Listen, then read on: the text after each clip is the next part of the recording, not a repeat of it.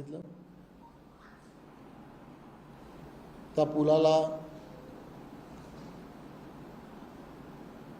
8 कोटीच्या जवळपास खर्च हा अपेक्षित होता आणि मग त्याला बजेटरी जी प्रोव्हिजन करायला पाहिजे होती ती बजेटरी प्रोव्हिजन्स या सगळ्या प्रक्रिया पूर्ण करून तात्काळ करावी असं सांगितल्यानंतर डिपार्टमेंटने सुद्धा तात्काळ त्या दिशेने पावलं उचलली आणि म्हणून मग मी जे बजेटमध्ये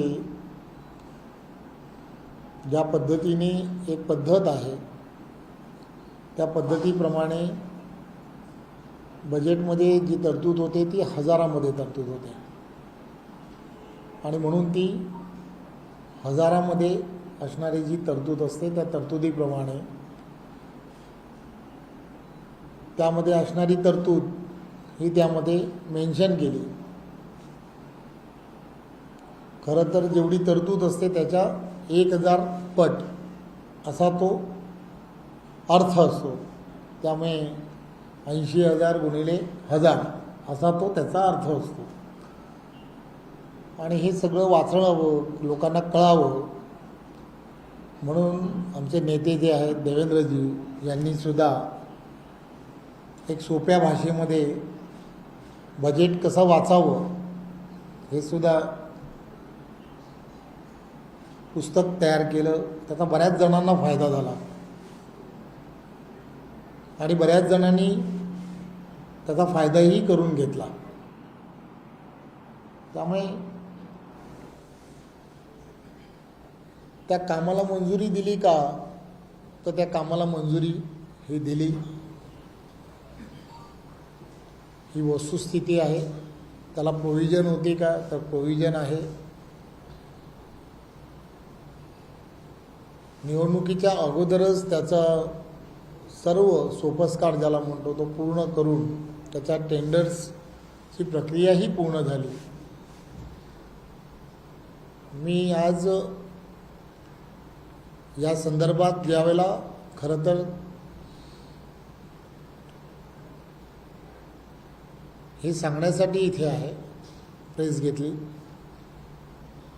की मी आदरणीय मंत्री महोदय राजेसाहेबांना आणि त्या सचिव मनीषाताई यांना सुद्धा त्याच फोन केला आणि त्यांना सांगितलं की आपली प्रोव्हिजन पूर्ण झाली होती, टेंडर पूर्ण झाला आहे, त्या प्रक्रिया जर पूर्ण झाल्या तर नक्की त्या कामाला दिरंगाई का झाली